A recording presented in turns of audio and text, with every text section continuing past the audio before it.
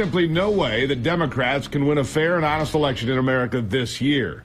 And that's why they will do anything and everything to prevent one from happening. It's why they're attacking voter ID as somehow being racist and continue to push the idea of mass mail-in ballots and want 16-year-olds to vote too, if possible. They're pulling out all the stops in a desperate bid to retain power in November. Of course, none of these schemes give us more election integrity or make our elections more secure. In fact, they do the very opposite, and they know that. And that really is the point.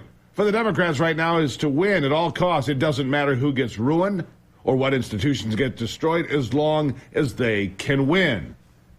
It really is an all-out attack on the system of voting and electing leaders in our republic that we used to have faith in. Do you anymore?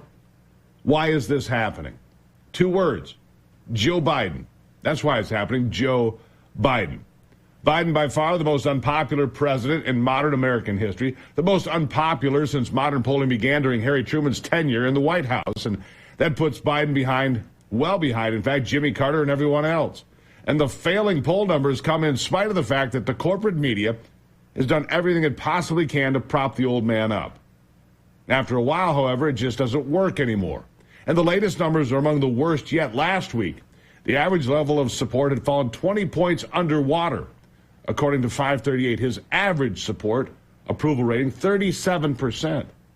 Donald Trump is also winning across the board right now in all 7 states that are considered swing states this year, though I would take both Georgia and North Carolina off the list right now. They don't belong there anymore.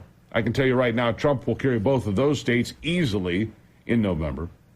In a brand new poll from the well-respected Grinnell College survey, we find some of the worst numbers yet for Joe Biden.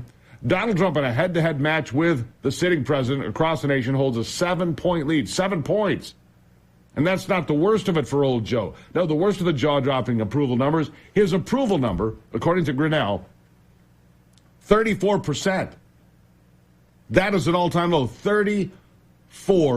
I don't think there's a road back from a disaster like that. I don't think there's one at all. And while we've seen the failures of Bidenomics and the wide-open border, there are other issues that are driving people away from Joe Biden and back to Donald Trump. For example, despite the widespread rejection of Biden's energy policies and the almost tyrannical demand that Americans start buying EVs, Biden and his climate change zealots are not slowing down on the wildly unpopular push. Just yesterday, Biden finalized his crackdown on gas and diesel-powered cars and trucks as they're demanding that 70% of new vehicles sold in America be EVs by 2032. 70%. The real crackdown will start in 2027, just over 2.5 years from today. And Donald Trump, for his part, says he will dump the reckless pursuit of green energy and end those EV mandates on his first day back in office. Well, let's hope.